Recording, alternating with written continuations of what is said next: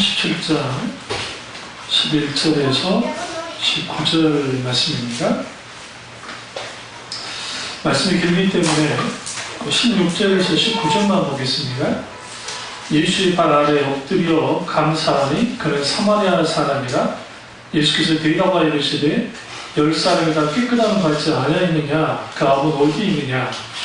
이 이방인 외에는 하나님께 영광을 돌리러 돌아온 자가 없느냐 하시고 그에게 이르시되 일어나 가라, 내 믿음이 너를 구원하였느니라 하시더라. 아멘. 말씀 제목은 하나님의 역사를 일으키는 세 가지 동인이라는 말씀으로 말씀 나누겠습니다. 혹은 동인 세 가지.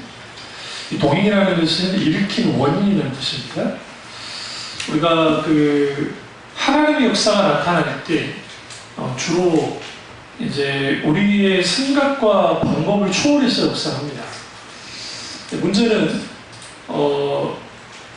르네상스 이후에 서구의 인문주의가 이제 판을 치면서 인본주의가 이 땅에 들어옵니다. 과학계는 뉴턴이라고 하는 사람을 통해서 이제 하나님의 초자연적 역사가 서서히 부인되기 시작하고, 우리는 이제 뉴턴이 크리스찬이라고 생각하는데 가톨릭 신자이고, 사실 이제 정통 기독교 신앙 가운데 보면 뉴턴이라는 인물을 통해서 사실상 이제 무신론적인 과학이 시작된다고 해도 과학이 아닙니다. 그런 일들이 벌어지기 시작하고, 이후에 물론 그렇다고 무조건 그 사람을 어떻게 할 수는 없겠지만 그런 의미가 있습니다. 그러면서 자유주의자들은 하나님의 기적의 역사를 믿지 않았습니다. 그러니까 병고침, 하나님의 병고침, 그리고 하나님의 초자연적 역사를 믿지 않습니다. 왜 그러냐면 사실상 하나님의 기적은 사람들이 만들어낸 신화에 불과하다고 생각하기 때문이었습니다. 그런 의미에서 이 세상은 기적을 부인합니다. 역설적으로도 기적을 원합니다. 그러니까 예수님 믿지 않아도 기적적으로 소생했으면 좋겠습니다 라고 사람들이 또 그렇게 말하는 것처럼 기적을 부인합니다. 자유주의자들은 그러니까 일단 놔두고 보수적인 신앙을 갖고 있는 사람들과 그리고 은사주의자들의 태도입니다. 기적을 향한 태도. 성경에서의 기적이라는 단어는 세메이온이라고 하는 헬라어 단어입니다. 그 뜻은 표적이라는 뜻이에요. 표적은 뭐냐면 하나님의 역사심을 드러내는 거예요. 그게 기적이에요. 그러니까 그런 의미에서 세메이온은 철저하게 하나님께 영광을 돌리는데 맞춰 있습니다. 그러면 은사주의자들 속에서 수많은 기적이 일어났다라고 말합니다. 안전병이 일어났다. 그래서 비디오로 찍어가지고 사람이 막 권능을 보여줘요. 이재록 씨가 자기 교회에서 막 기적을 일으켰다 했어요. 그 교회 다니는 사람들이 이제 안수를 기도를 받고 나았다고 말은 하는데 앞에서 막 사진을 찍고 동영상을 찍으니까 이제 우리 믿음으로 나았다고 선언하고 선포해야 됩니다. 막 나았다고 했는데 나온 게 별로 없는 거예요.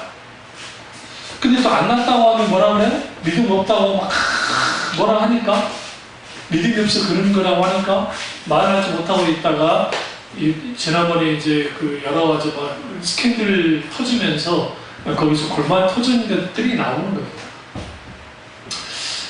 이런 것들이 은사주의자들 속에 비일비재합니다. 이단인 김계화 씨가 자기가 성령 수술을 한다고 배를 갈라가지고 거기에 뭐라고 하나 핏덩어리를 빼내면 낫는다는 식으로, 그리고 거기다가 교묘하게 있잖아요, 날카로운 칼을 갖다 숨겨가지고 그걸로 아니면 손톱으로 막 해가지고 거기서 하다 보면 거기에 일종의 쇼를 했단 말이에요. 쇼를 하면서 수많은 사람이 나왔다고 하지만 조사에 하면 죽어나온 사람 너무 많습니다. 기적을 조장하는 거야. 그러니까 우리가 은사주의자들 조심해야 될 게, 정말 하나님의 역사하셔서 기적 역사가 나타날 때가 있어요. 분명하게. 그런데 불구하고 늘 일어나지 않아요. 우리가 사도가 아니기 때문에. 그러니까 예수님 당시에 사도들도 귀신을 쫓아내지 못해서 쩔쩔 경우가 있었잖아요. 물에도 넘어지고 불에도 넘어지는 그 아이의 귀신을 쫓아내지 못했다고요. 제자들도. 그래서 변호사에서 내려오신 예수님이 그 귀신을 쫓아냅니다. 그러면서 하시는 말씀이, 너희가 쫓아내지 못한 것은 뭐가 없기 때문이나 기도하잖아요. 기도 외에는 이런 종류의 귀신을 쫓아낼 수 없다고 하는 거예요. 인간은 양악하기 때문에 치유의 기도, 그러니까 우리가 하나님 앞에 치유를 위해서 기도할 때에 그 기도가 치유되지 않을 수도 있다는 거예요. 왜? 그는 하나님의 주권을 내기 때문에. 그 우리의 경계에 양악하기 때문에. 만약에 안성호 목사가 기도하는 족족 다 나. 얼마나 신나겠어요? 안 그래요? 바로 안소국교가 생기는 거예요. 응? 저기 안상홍이 말고 나도 안 쉬잖아요. 안상홍이랑 나랑 동급이잖아. 안 쉬니까. 여기 다른 성체 필요 없어. 이시 필요 없어. 안 쉬가 중요해. 안 쉬가. 안상홍이랑 나랑 동급이에요. 안상국교. 왜? 안수 말해주면 다 나. 그럼 제가 어디에 있다가 병원을 세우겠어요? 서울대 안병동 앞에다가. 근데 서울대 병원 앞에다가 못해. 왜? 그 앞에 창교궁이 있어가지고. 그 땅 너무 비싸. 그러니까 옆에 있다가 하든지. 아니면 연세대학교 바로 앞에 있는 건물 하나 사가지고, 응? 거기서 교육을 하는 거야. 그래서 안병동에 오는 사람들 다 오게 해가지고 낫게 해주면 제가 얼마나 슈퍼스타가 되겠어요. 아마 사람들 다 돈 쌓고 가지고 와가지고 머리를 들이밀걸요? 그러면서 기도해달라고? 하나님은 우리가 한 가지 아셔야 될 게 병 치유에서 가장 큰 핵심은 구원입니다. 오늘 본문에서 잘 알려주셨어요. 사마리아 사람 1명과 유대인 9명이 문둥병이 걸려서 주님 앞에 나왔습니다. 예수님 당시 그 사마리아와 갈릴리 경계 지역에 많은 문둥병자들이 살았습니다. 그 왜 그러냐면 문둥병이 전염이 되기 때문입니다.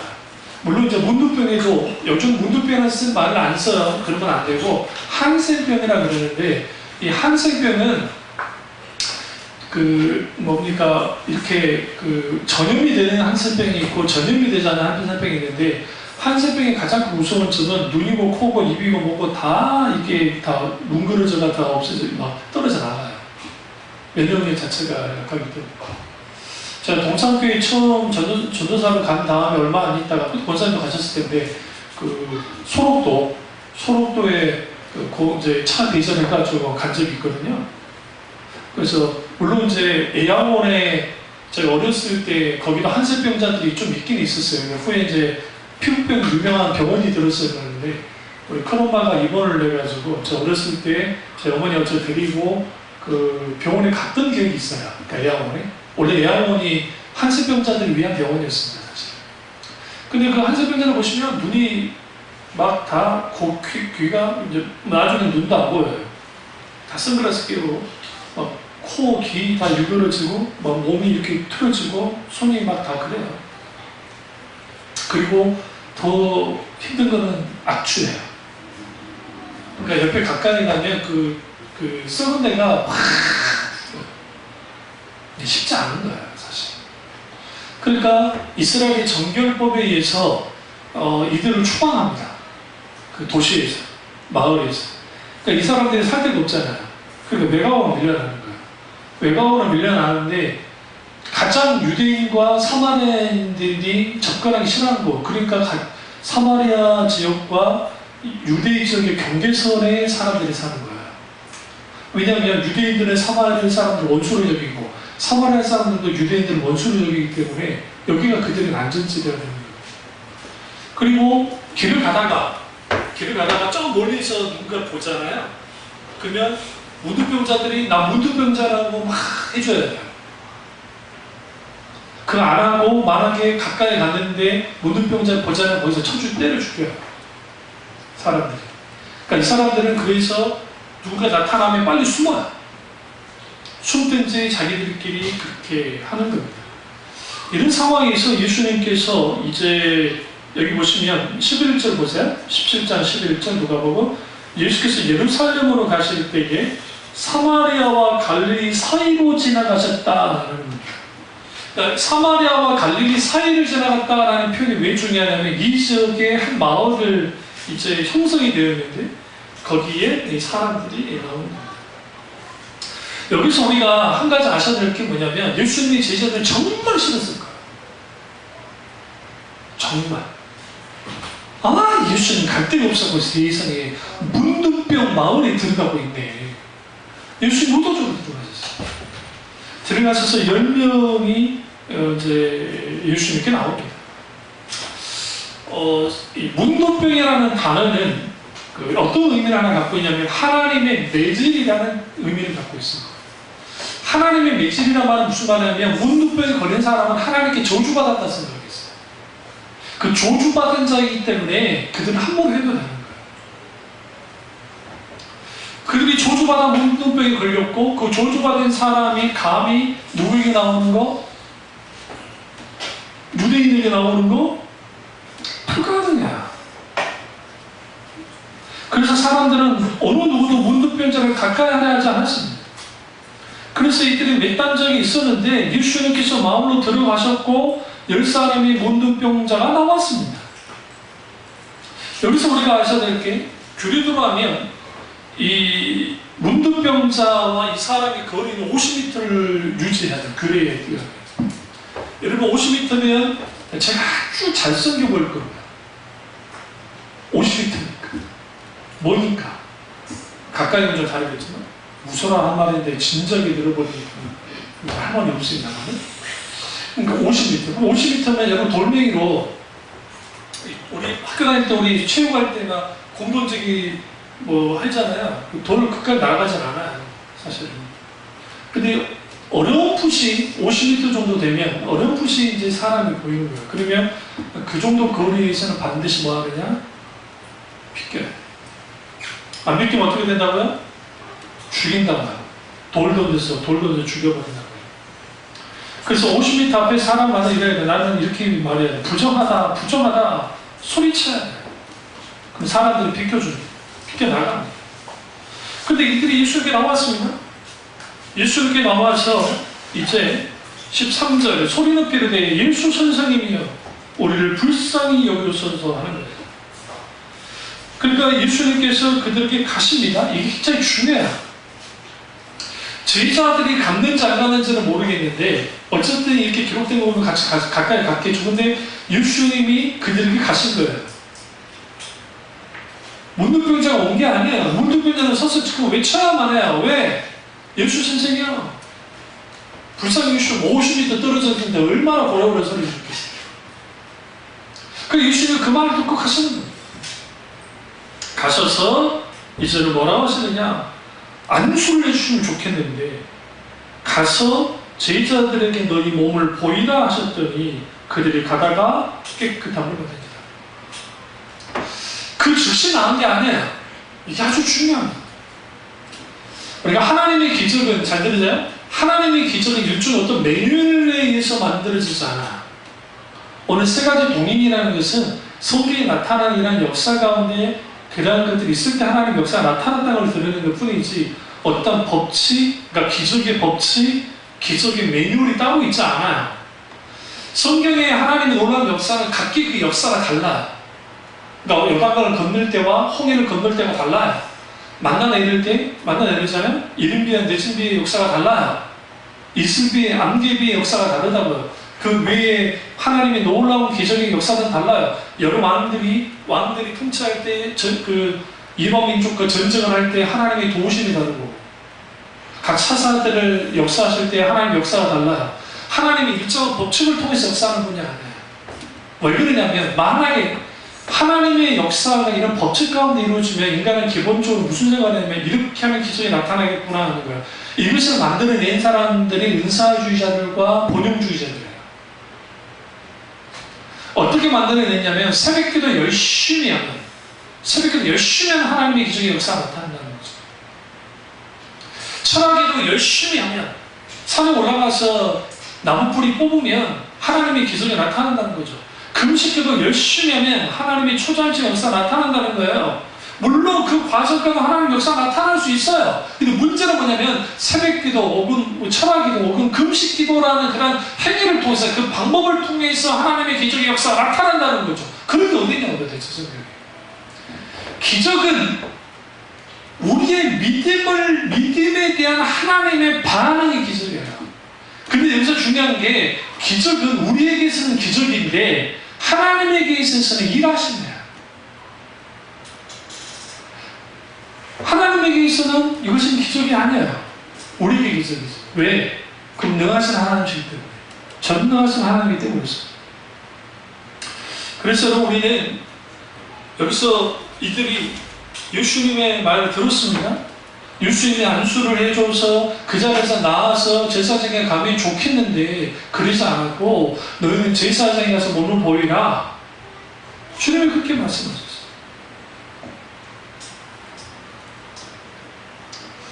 그들이 가다가 뭐합니까? 깨끗함을 받았습니다. 여러분 같으면 문둥병자 입장에서 얼마나 기분 나쁘겠어요? 제사장에 가서 몸을 보여요. 이게 어떤 행동이냐면 이거야. 이게 일종의 행동이 어려운데요. 아직 내게 어떤 역사가 나타나지 않았는데, 이것을 이 제사장이 가는 행동이라는 게 뭐냐면, 일반적으로 정결례에서 내가 길을 가다가 만약에 어떤 그 염소가, 고양이가 죽었는데 내가 모르고 지나가다가 내가 발로 찼어. 못 보고, 만약에 죽은 고양이. 그럼 내가 뭐가 돼요? 부정해져요. 부정해지면 내가 뭐 하느냐? 정결례에서 물로 목욕제기를 하고 기다려야 돼요. 그리고 그 다음에 하나님의 성전에 들어가던 그런 일이 있어요. 근데 이제 피부병이나 문둥병은 필수적으로 이거를 체크를 해요. 제사장이. 오늘날 말하면 제사장이 의사 역할을 했다고 보시면 돼요. 그러니까 제사장들이 주로 뭐 했냐면, 우리 그 올리브유죠, 올리브유를 늘 갖고 있어요. 그래서 그 올리브유가 어떤 용도가 있냐면, 요즘에는 올리브유가 피부에도 좋고 먹으면 건강에도 좋잖아요. 근데 이게 좀 치료제로 많이 살아있어요. 치료제로. 그래서 그 올리브유로 간단한 것은 그 제사장이 그 치료도 하는 그런 행위를 했습니다. 그리고 그 율법에 의해서 제사장에서 확인자가 필요합니다. 왜냐하면 만약에 이 집단 속에 들어와서 이 사람이 계속 그 병든 상태에서 들어오면 막 전염이다가 사람들이 죽을 수 있기 때문에 하나님 일이 막는 거예요. 그러면 그들에게 제사장이 보이라는 것은, 지금 내가 문둥병 그대로 상태에 있는데 니네 다 낫다고 여기면 나가는 거예요. 이들의 믿음이 얼마나 대단합니까? 나만 장군처럼 반응하지 않았을까 우리가? 뭐 이따위 예수가 있어? 안수라도 해줘야지. 나만 자고 그랬잖아요. 엘리사에게. 요단강에서 7번 물 시체 나오니까 정진에 나가지고, 야, 씻을 데가 없어서 저 또랑물에 씻겠냐는 거예요. 여러분, 요단강이라는 게 아주 강이 작고, 나만이 그때 갔을 때가 우기철이었나 봐요. 그러니까 그 흙탕물이 막 흐르는 그것에 시체라니까 얼마나 선진하겠어요. 지금 아람 왕국에 있는 그 아름다운 강들이 있는데, 성질이 나서 막 하니까 유대계 그 노예로 잡혀온 여자아이가 그 말 하잖아요. 아이고, 신부님 뭐 그렇게 힘드십니까? 선생님 한번 따라보시죠. 그 말에 귀를 기울이고 7번 이제 몸을 씻잖아요. 6번째 씻었을 때도 아무 역사 나타나지 않았어요. 이게 굉장히 중요해요. 7번 하자 뭐 했습니까? 역사가 일어났습니다. 그래서 우리가 첫 번째 동의는, 기적의 첫 번째 동의는 하나님의 말씀에 반응하는 거야. 있는 분들. 시키신 분들 반응하는 거야. 때로는 우리는 그렇게 하지 못할 때가 있어요. 그러니까 주님이 지금 10명에게 가라 하셨고, 제사장에 그들은 갔습니다. 아주 단순하게. 세상으로 보면 코미디예요. 다시 말하면 광신 비슷한 거예요. 어떻게 갈 수 있지? 아직 치유되지도 않았는데. 그런데 그들이 중간쯤 가서 치유됐는지, 가자마자 치유됐는지 어쩐지는 모르겠는데, 사마리아 사람이 돌아오는 걸 보니까 그래도 뭐예요? 그게 얼마 걸리지는 않은 것 같아요. 왜? 예수님이 여전히 그 마을에 있었기 때문에. 예수님이 찾아왔어요. 9명의 유대인은 제사장에게 이제 치유된 걸 알고 제사장에게 가버렸습니다. 한 명의 사마리아 사람들도 자기들만의 제사장이 따로 있어요. 거기를 가다가 돌아오는 거예요. 이게 이제 뭐를 판가름 내버리냐면, 오늘날에 표적과 이적과 기적만을 따라하는 사람들의 신앙의 가장 큰 맹점이 뭐냐면, 표적만 따라요. 예수님을 안 따르고. 우리는 예수님을 따를 것 같잖아요. 아니요. 표적만 따라요. 극단적인 이단에 빠지거나 극단적인 사이비 집단에 빠진 사람들의 특징들은 뭐냐면 일종의 표적이에요. 표적. 그들이 말하는 거짓 표적들.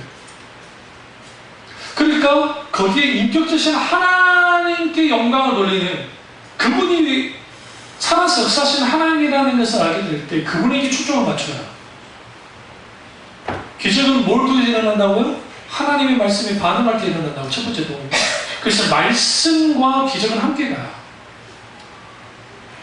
그런데 그 이적이 오늘 놀라운 이 치료의 역사가 나타났지만 중요한 것은 이제 여기에서 이 사회 문화적인 이 생각에, 그러니까 가치관의 변화가 없으면 기적이 일어나도 그 사람은 똑같은 사람이에요.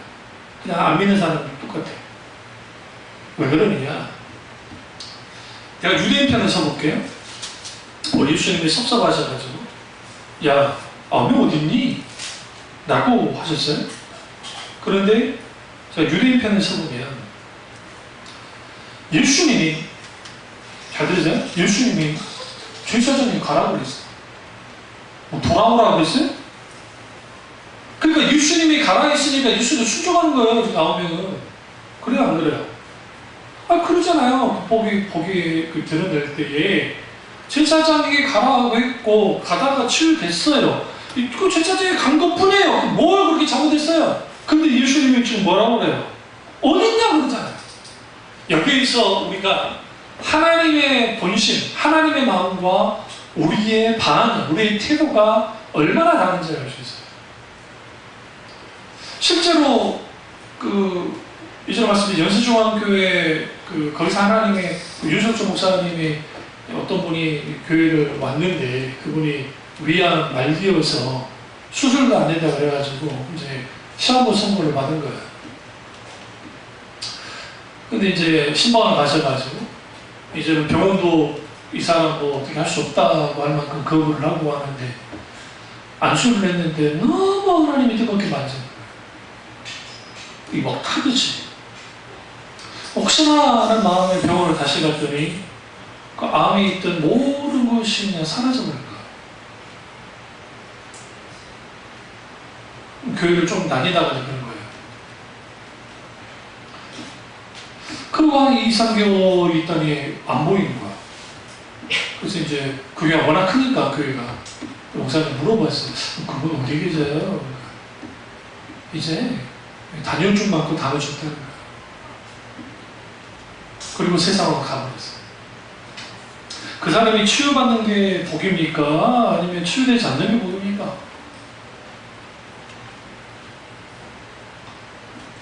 오늘 9명의 유대인이 똑같아요. 9명의 유대인이 치유받았어요.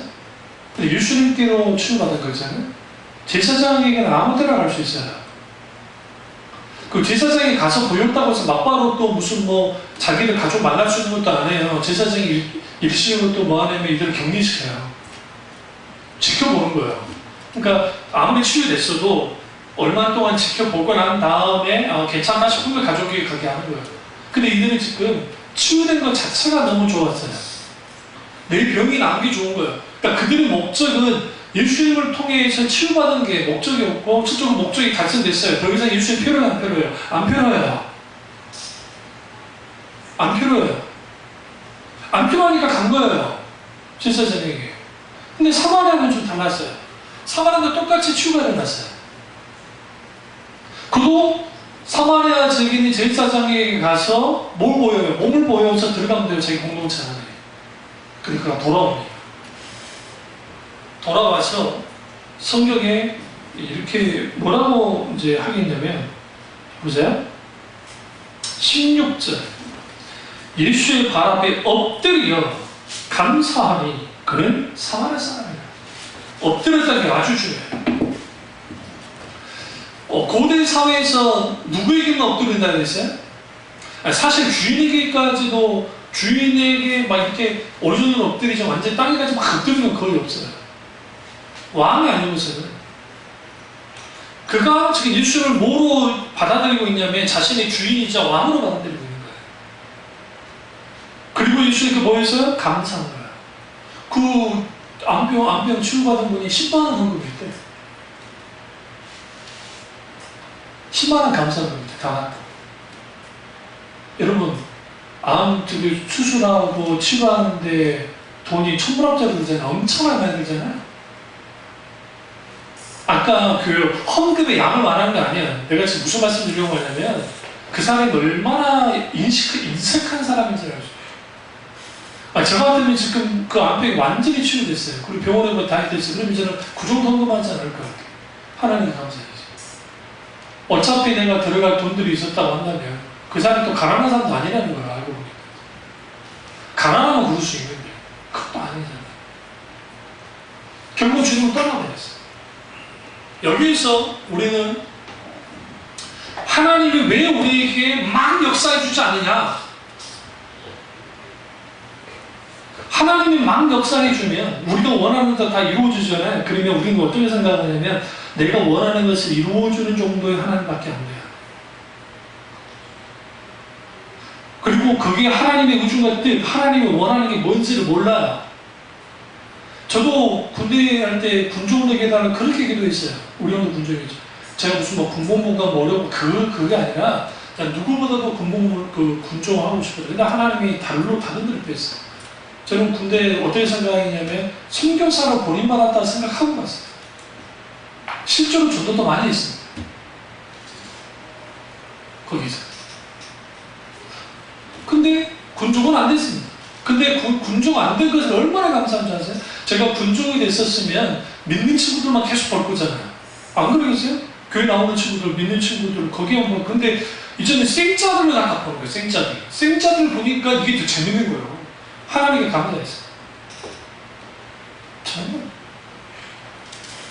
그래서 우리는 뭘 할 수 있냐면, 어떤 우리가 원하는 대로 이루어지지 않을 때, 때로는 하나님이 노라고 할 때에 그 노가 우리에게는 무엇으로 다가올 수 있냐면 아주 섭섭하고 힘들고 어려운 걸로 다가올 수 있는데 사실은 거기에 아버지의 숨겨진 의도가 있어요.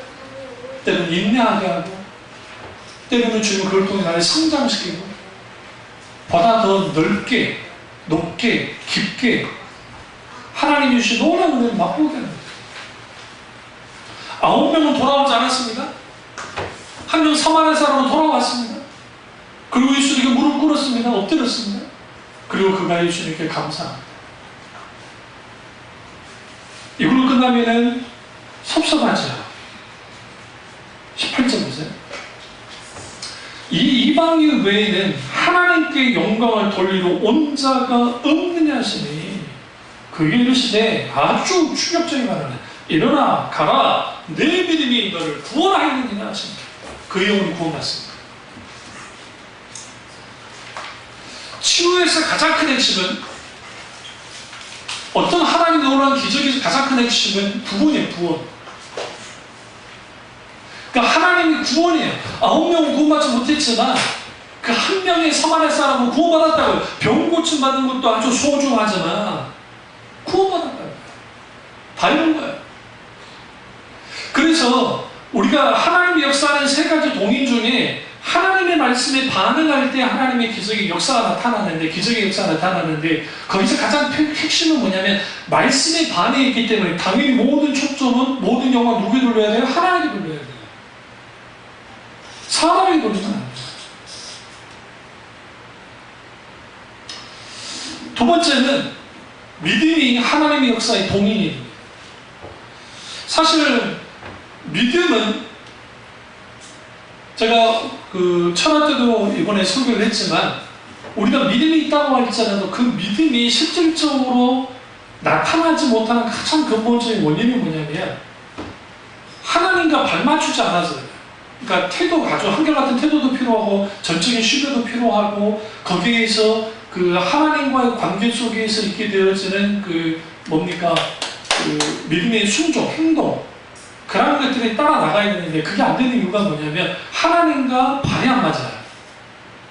힘대가 안 맞아요. 우리 애들 좀 있잖아요. 아주 아장아장 그럴 때 어릴 때 애들을 손잡고 가면 애들이 막 같이 처음에는 막 잘 못 걸을 때는 막 잘 잡고 가다가 조금 걸음만 하면 손만 뗍니다. 막 갔다가 그래 안 그래요?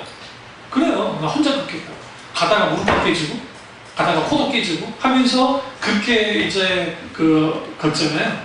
인간은 기본적으로 자기 혼자 걷고 서려 그래요. 본전이. 아담이 타락한 본전을 갖고 있었어요. 그러다 보니까 하나님의 손을 붙잡지 않아요. 그러니까 하나님과 발맞춰 걷지 않아요. 하나님과 발맞춰 걷지 않으니까 거기서 무슨 일이 벌어지냐면 이게 핀대가 안 맞는 거예요. 핀대가. 하나님 우리에게 뭘 요구해요? 믿음을 요구해요. 그런데 우리는 뭘 요구해요? 보여주라고 해요. 눈을 보여주세요. 뭔가 보여주셔야 내가 움직이죠. 하나님 뭐 하세요? 지금 뭔가 해주셔야지. 찬송 가운데 이 눈에 아무 증거 아니 보여도 믿음만을 가지고서 늘 걸으며, 눈에 아무 증거 보이지 않아도 믿음만을 가지고 늘 걸어야 돼요. 이게 여러분, 이게 우리 한글이 이 찬양이 얼마나 멋있는 찬양이냐면 믿음으로 걸어 나가는 것이, 이것이 믿음이라는 성격이에요. 나가세 뭘 가지고? 믿음을 가지고 나가라는 거예요. 걸어가세 믿음이 있어서 내 눈에 아무 증거 보이지 않아도, 오늘 이들이 아무 증거 없이 걸었다는 게 굉장히 중요합니다. 믿음의 한 걸음씩 걸어나가야 돼요. 내가 감당하지 못할 만한 일들이 벌어질 때에 내가 정말 하나님을 전적으로 신뢰하고 의지함을 통해서 하나님을 믿고 따라나가면 하나님의 도우심의 놀라운 인자들을 경험하기 시작합니다. 거기서 비로소 믿음의 역사가 나타납니다. 그래서 그들이 뭐하느냐? 믿음으로 걸었습니다. 이를 통해서 우리는 뭘 알 수 있냐면, 믿음 외에는 하나님의 역사가 나타나게 할 수 있는 것은 없어요, 사실. 그럼 왜 처음에 동인 중에 하나님의 말씀에 대해서 말하느냐? 하나님의 음성이 들려야, 하나님의 말씀, 하나님의 의중과 뜻을 알아야 내가 믿음으로 행동하잖아요. 예수님이 가까이 오셨고 너희는 걸어라 먼저 말씀하시잖아요. 가라고. 그러니까 그들이 갔습니다, 믿음으로. 그러니까 그 믿음으로 반응하자 거기에 뭐가 일어났어요? 치유가 일어난 거예요. 사실은 우리가 믿음이 있다고 하지만 어떤 현실 앞에 딱 서면 나의 입장 차이에서 이 모든 것들이 다시 재해석되어지고 잘못 해석되어져요. 그러니까 우리는 이런 계산 저런 계산을 한단 말이에요. 이런 생각 저런 생각을 한단 말이에요. 그러니까 거기에 믿음이 들어갈 틈이 없어요. 저 영목사님과 영목사의 사모님을 존경한 것 중 하나가 뭐냐면, 그분의 큰아들이 미국의 영주권을 갖고 있었는데 걸프전이 일어났잖아요. 그 부시 때 걸프전 일어나면서 얘가 입대해가지고 아프가니스탄 전쟁터 가보는 거예요. 이라크 전쟁 한참 할 때 그때 입대해 가보는 거예요. 아니, 생각해보세요. 응? 다른 것도 아니에요. 이라크 테러 그때 한참, 요즘에 좀 레스큐 덜 해서 그렇지, 그때는 미군들이 막 수없이 죽어나올 때예요. 그럼 어떻게 견뎠을까요? 들어보니까 이라크로 갔다가 이라크에서 하고 그 다음 아프가니스탄까지 갔더라고요. 그럼 왜 한인 청년들이 그렇게 가느냐? 그렇게 갔다 와야 미국 시민권을 줘요. 영주권이 있다고 해서 시민권을 그냥 딸 수 있는 게 아니에요. 그렇게 갔다 오면 취직할 때도 이건 완전 달라요, 대우가. 같은 미국인들도 보면, 너 나라를 위해서 이렇게 싸우는 애야? 그러면, 물론 또 대학도 아주 좋은 대학을 나왔지만, 그리고 전적터를 간 거예요. 그러면 그 목사님과 사모님의 입장을 생각해 보세요. 애탑니다. 다른 것도 아니고 최전방에 지금 거기에 지금 전체 총알이 날아올 뿐만 아니라 테러하고 알카이다 탈리반하고 막 붙는 그런 데 있었다니까요.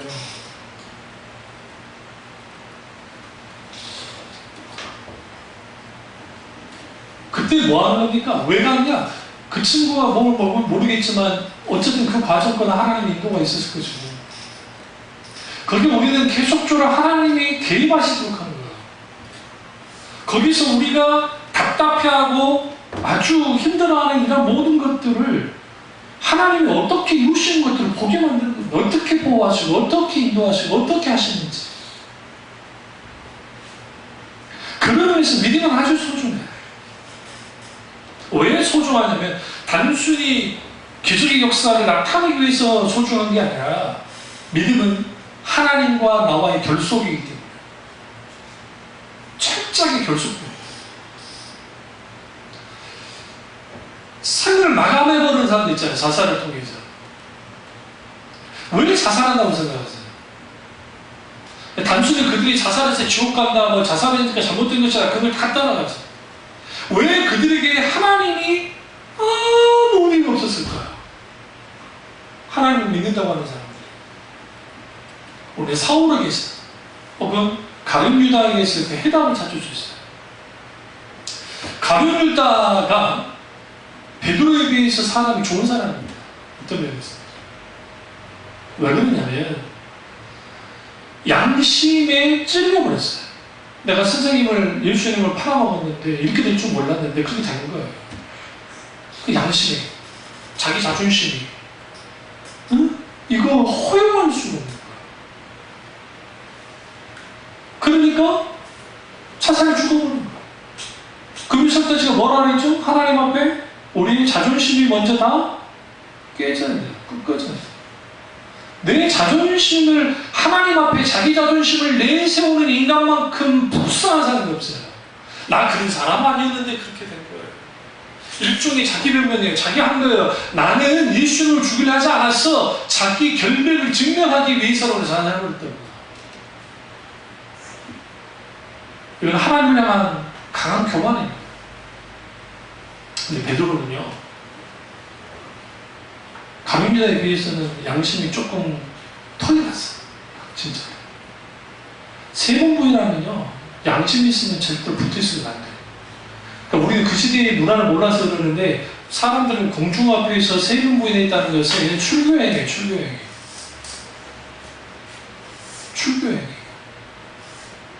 근데 베드로와 가룟유다의 절대적인 차이는 뭐냐면, 예수님 다 원래 금놈이잖아요. 뻔뻔하게 그런 놈은 아니에요. 양심은 간성을 있어가지고 그러니까 예수님이 부활하신 다음에 예수님이 계속 나타나서 참 우리 참 재밌는 게 베드로와는 대화를 잘 안 하신 것 같아요. 쌩까 하신 것 같아요. 재밌는데 누가 같이 붙었겠어요? 사도 요한이 늘 붙어가지고 예수님 옆에서 알랑거려요. 얼마나 웃고 싫었겠어요. 그런데 갈릴리 바다에 예수님이 다 나타나셨더만 그 자기들 물고기 잡으러 갔다가 예수님인지를 먼저 발견한 사람이 누구였어요? 성경 보시면 사도 요한이에요. 사도 요한이 예수님이시다 라고 하니까 베드로가 탁 보고 기쁜 마음에 바다에 딱 이거 쇼예요, 쇼. 뛰어 들어가지고 막 쇼 하는데 배가 더 빨리 가. 당연하지. 배가 더 빨리 가죠. 153의 기적이 그때 나타난 거거든요. 물고기 많이 잡아가지고 하는데 배가 먼저 들어와요. 그리고 제자들은 다 들어왔고 예수님이 가까이 있는데 베드로 혼자 흠뻑 젖어가지고 들어와요. 예수님 저기 계세요. 가까이 하긴 뭐 하니까 이제 살짝 옆에 가가지고 했는데 꼭 밥 먹을 때 잔소리를 해요. 우리 예수님 식사할 때 잔소리를 해주시고 그러면서 베드로를 부르는 거예요. 베드로가 가까이 나오고 그때 있던 그 모닥불이 똑같은 단어라고 그랬죠? 그 예수님이 잡혀갔을 때 그 있던 그 불쬐고 있던 불과 똑같은 단어예요. 똑같은 상황이에요, 지금. 그러니까 상황은 다른데 이제 그 비슷해요. 그러면서 예수님이 바요나 시몬아 내가 나를 사랑하느냐. 명심하십시오. 우리는 믿음 없어 넘어질 수 있습니다. 어떤 사람이 하나님 앞에 사랑받느냐? 살면서 넘어지기도 하고 쓰러지기도 하는 겁니다. 우리가 우리 죄 짓는 것을 소위 말하는 합당하지 않은 게 아니라 내가 죄를 짓더라도 뭐 하는 거야? 늘 주님께 넘는 거야. 그리고 내 죄 지은 것에 대한 아파하는 겁니다. 물론 그래서 결단해서 깰 때 성화돼야 되겠지만 그리고 우리는 자기를 인정하는 거예요. 뭘 인정하냐? 주님 제가 이런 존재입니다. 사마리아 사람들이, 사마리아 이 남자가 왜 돌아왔겠어요? 그 사람은 사람들에게 인정받은 적이 없어요. 유대인들에게 멸시와 천대받는 사람이에요. 그런데 예수라는 선생이 와가지고 병을 고쳐줬어. 그게 가만히 있을 수가 없는 거야. 나는 원래 저주받은 족속인데, 문둥병이 걸리지 않아도 저주받는 족속이라 유대인들이 그렇게 하는데, 그래 선생 예수께 가자 간 거야. 여기서 두 가지 행동이에요. 제사장이 가는 행동과 돌아오는 행동 속에서 여기서 믿음이 나는데요. 우리에게 뭐가 필요해요? 믿음이 필요해요. 믿음은 인격체이신 하나님으로 말미암아 반응하는 것, 그것이 믿음이에요. 그래서 찬송가의 고백처럼 이 눈에 아무도 증거하는 보이다. 믿음 말을 가지고서 늘 걷는 거예요. 걸어가세요. 믿음이 있어서. 그렇게 나아갈 때 거기에 믿음의 역사가 나타나는 것이지, 이 상황 되면 이렇게 하고 저 상황 되면 저렇게 하고 막 그렇게 되어져 버리면 거기는 뒤죽박죽. 사탄이 가장 원하는 게 우리가 믿음으로 반응하지 않는 거예요. 네, 정말. 왜 우리가 믿음의 사람이 되어야 할까요? 우리가 믿음의 사람이 됨을 통해서 한 집단 속에 들어갔을 때에 그 집단을 확 바꿔버립니다. 어느 날 기독교인들이 믿음의 역사가 나타나지 않는 이유가, 특별히 기독교 청년 남자애들이 여자 청년들보다 이렇게 왜 어리숙하고 그런지, 그리고 교회에서는 믿음이 막 있는 것 같은데 막상 사회 현장에 가서는 힘을 발휘하지 못하는 이유가 뭐냐면, 이 친구들이 믿음 조언을 어떻게 해야 하냐면, 교회에서 청년 남자들 그렇게 많지 않으니까, 교회들마다. 그러면 여자들 많잖아요. 그러면 그래서 막 찬양도 하고 막 봉사도 하고 한다고. 근데 막상 그 사회 현장에 나갔을 때는 아주 어리숙한 거예요. 왜 어리숙한 줄 아세요? 그 직장의 현장 동안 뭐예요? 나의 선교지야, 선교지. 일종의 영적 전쟁터라 생각하고 들어가요. 그리고 거기서 살아내주는 거야. 내가 인생을 살아내주고 거기서 하면서 그리스도, 예수 그리스도 그분을 드러내기 시작할 때 거기에 하나님의 놀라운 역사가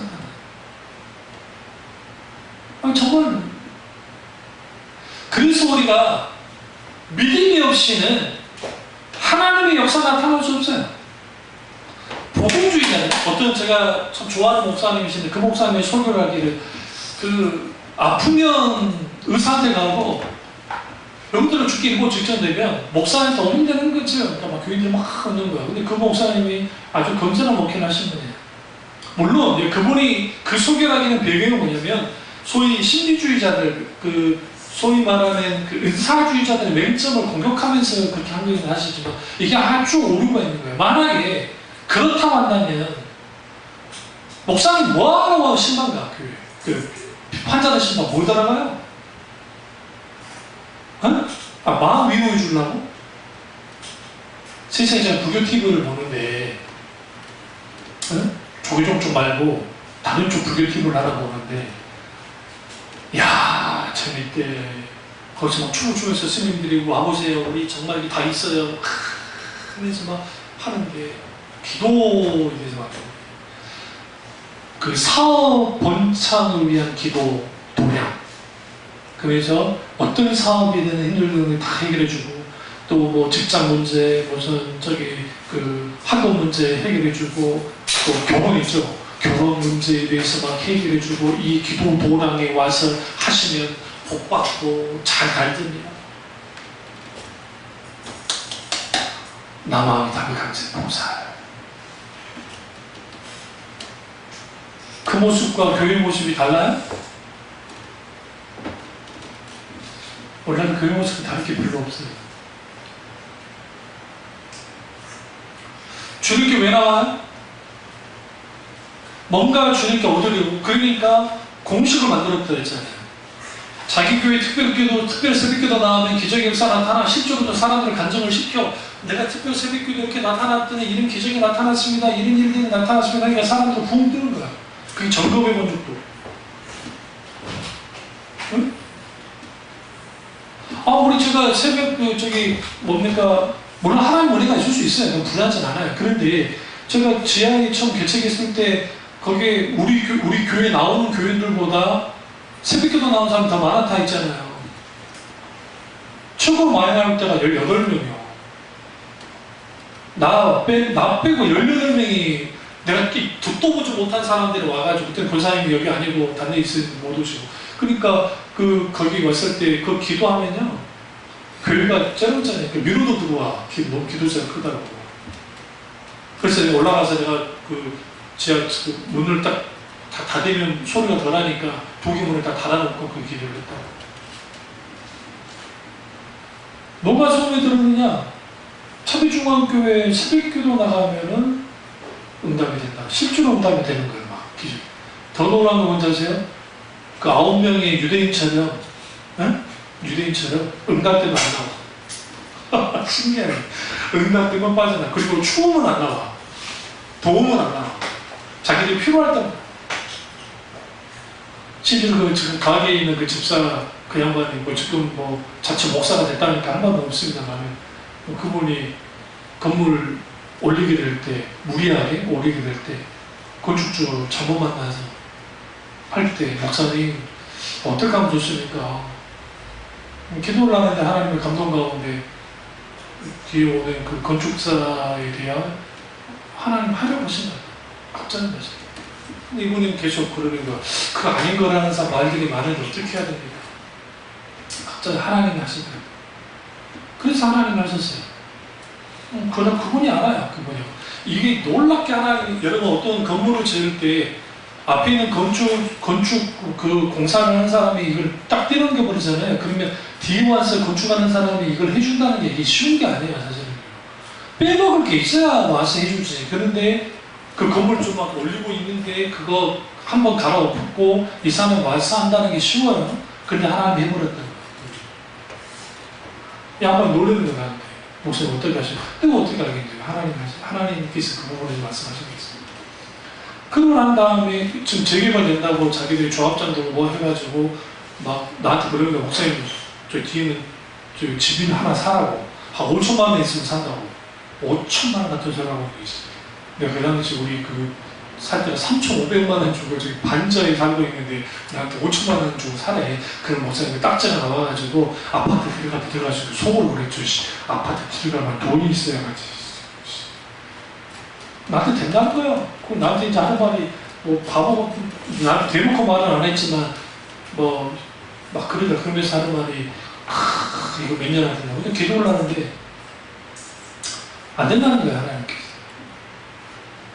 하도 그러기로 왔어요. 한마디 해줬죠. 절대로 돈 따라가지 마시고 이 부분에서는 하나님 아니라고 하신다. 그래가지고 나한테 당연하는 거야. 목사님 걱정하지 마세요. 1, 2년 후면 됩니다. 되긴 개뿔이네. 지금까지 안 되는 게. 결국은 팔고 감독하버렸잖아요. 무슨 말씀인지 아세요? 거기에 하나님의 놀라운 기적의 역사가 나타났어요. 거기에 하나님의 놀라운 운행하심도 있었어요. 실제로 거기에. 근데 지금 그 역사는 남는 게 하나도 없어요. 어떻게 하셔야 돼요? 그래서 우리가 어떤 기적을 경험하는 것도 중요한데 그런 더 중요한 건 이후의 열매. 어떤 열매를 맺었는가? 그리고 어떻게 하나님의 영광을 받으셨는지가 아주 소중하고 중요한 거예요. 마지막 세 번째는 하나님의 역사가 나타나는 동인 중에 마지막 세 번째는 순종을 통해서 역사가 나타납니다. 순종하지 않으면 역사가 나타나지 않아요. 모세가 홍해 앞에 있을 때 그가 하나님의 명령대로 지팡이를 들어 홍해를 이렇게 가르치지 않았으면, 앞으로 가르치지 않았으면 하나님의 계좌의 역사가 나타나지 않았어요. 이상하지 않으세요? 하나님은 그런 거 없이도 하실 수 있잖아요. 아말렉이 광야를 이제 막 가고 있는 이스라엘 백성이 후미를 치고 들어왔습니다. 아말렉 족속이.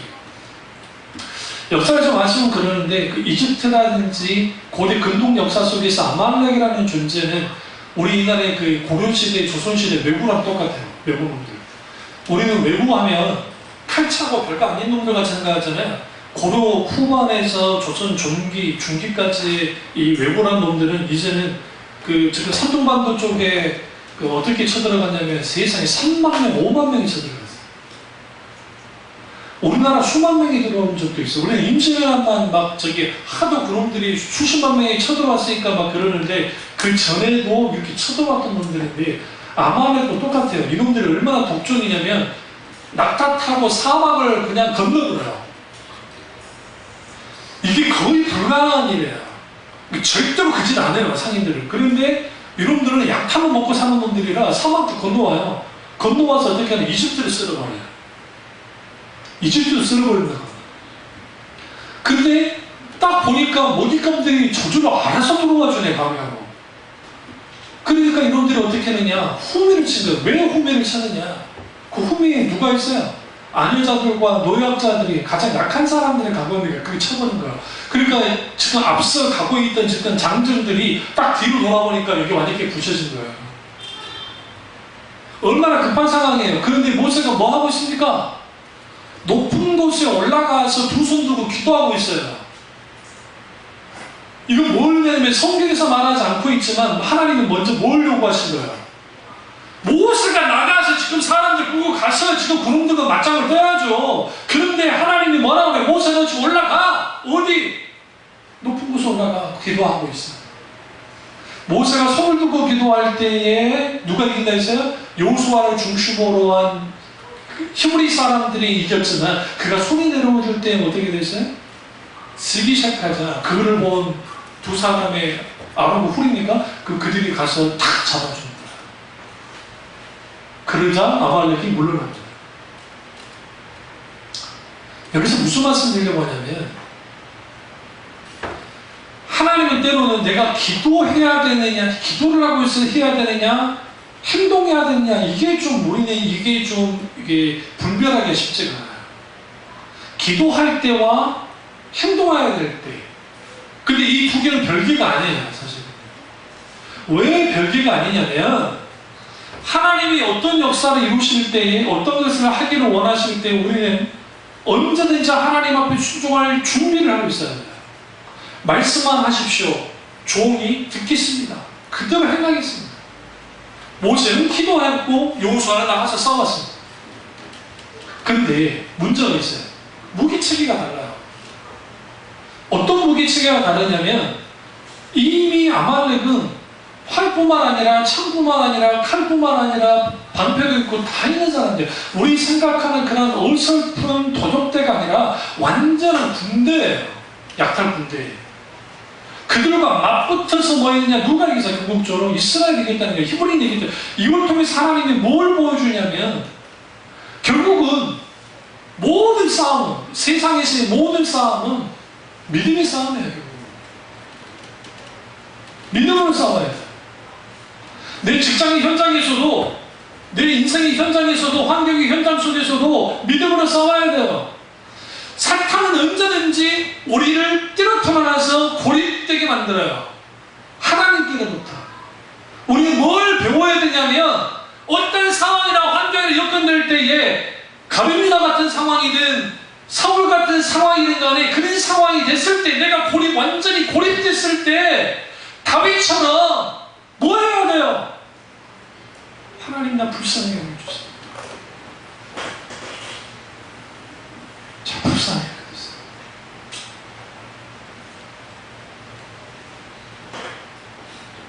저나 여러분이나 죽을 때까지 하나님 앞에 기도할 게 뭔지 아세요? 불쌍하게 해달라는 거예요. 이 세상에서 그래서 적당히 잘 나가는 사람들은 문제예요. 세상에 좀 잘 나가는데 교회에서도 막 기부스하고 나 헌금 막 11조 뭐 예를 들어 뭐 한 달에 뭐 1억 이상씩 하고 하는 사람들 낮은 마음을 가지면 괜찮은데 높은 마음을 갖게 되어지면 하나님께 긍휼을 구하지 않아요. 왜 순종하지 않을까요?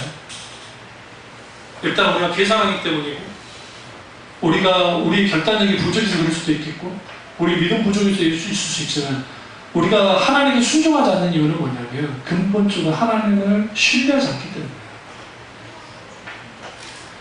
하나님을 신뢰하지 않으니까 순종하지 않는 거예요. 근데 지금 이들이 뭐합니까? 예수님을 신뢰했기 때문에 그들은 뭐합니까? 움직이는 겁니다. 그래서 믿음의 세계는 아주 단순해요.